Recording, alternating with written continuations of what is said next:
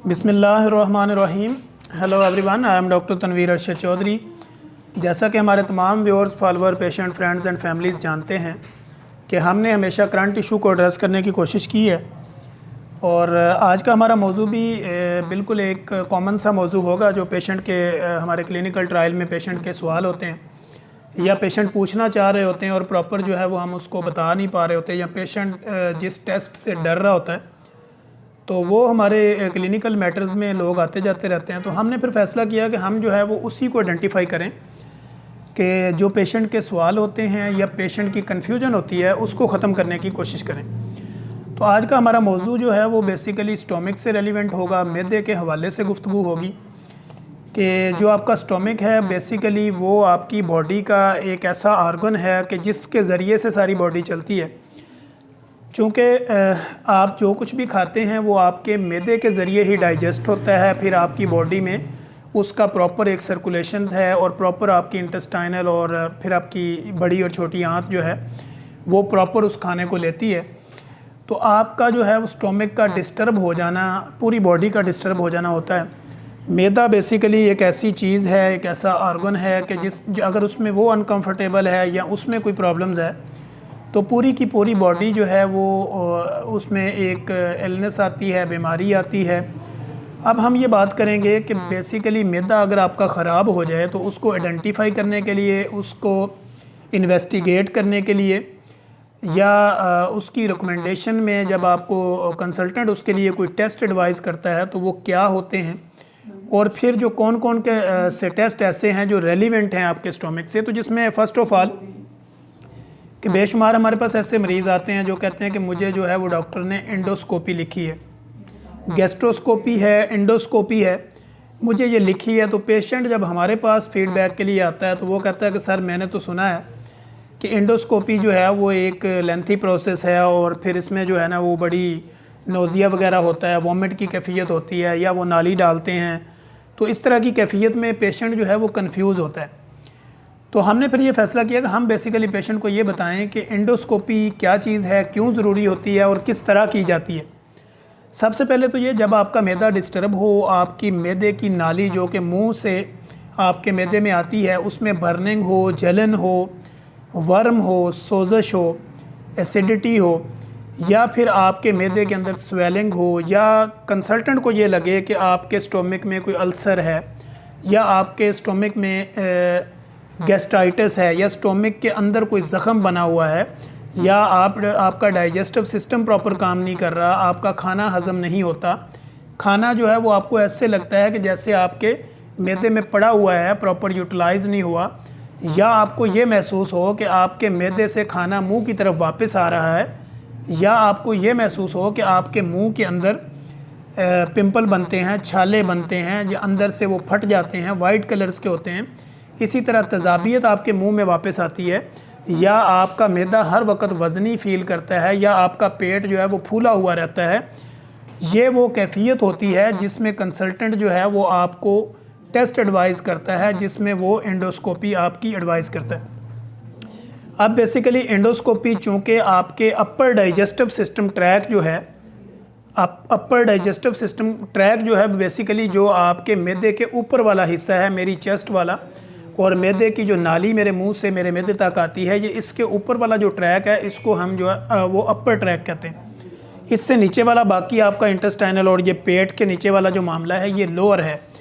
तो बेसिकली जब भी आपको एंडोस्कोपी रिकमेंड की जाती है तो उसमें वो बताते हैं कि आपका जो है वो अपर डाइजेस्टिव ट्रैक जो है उसमें कोई प्रॉब्लम्स आ रही है, तो हमें उसको इन्वेस्टिगेट करना है थ्रू टेस्ट। अब अगर मैदे में अगर हम टेस्ट इसका ब्लड इन्वेस्टिगेशन में करें तो हम एच पायलोरी करते हैं। एच पायलोरी में भी पता चल जाता है कि आपके मैदे के अंदर हेलिकोबैक्टीरिया नेगेटिव है, पॉजिटिव है, या उसकी क्या कंडीशंस है। लेकिन फिर भी हमें अगर ये लगे कि स्टोमिक अनकंफर्टेबल है, स्टोमिक में स्वेलिंग फील हो रही है, पेशेंट जो है वो कम्प्लीटली इस कंप्लेंट्स के साथ क्लिनिक पे रिपोर्ट हो रहा है कि उसको जो है वो मैदे में स्वेलिंग लगती है, खाना उसका प्रॉपर यूटिलाइज़ नहीं होता, या उसको अनकंफर्टेबल फील हो रहा है और खाना खाने के बाद उसको लगता है कि खाना वापस मेरे मुंह की तरफ आ रहा है,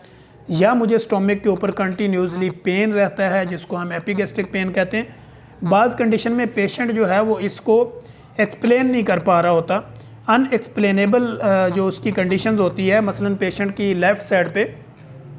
अगर उसको पेन फील हो कंधे में, शोल्डर में, चेस्ट में, तो पेशेंट फौरी तौर पर कार्डिक सेंटर में जाता है और वो कहता है कि शायद मुझे दिल का कोई मसला है, तो वो जाके वहाँ पे अपना चेकअप करवाता है। लेकिन चूँकि जब उसका ब्लड प्रेशर और हार्ट के वगैरह टेस्ट किए जाते हैं तो वो नॉर्मल होता है। ऐसी कंडीशन में पेशेंट चूँकि एक्सप्लेन नहीं कर रहा होता अपनी बीमारी को, तो बाज़ कंडीशन में क्या होता है कि आपको जर्ड, जिसको हम कहते हैं कि गैस्ट्रोएसोफेगस रिफ्लेक्स डिजीज़ जो है,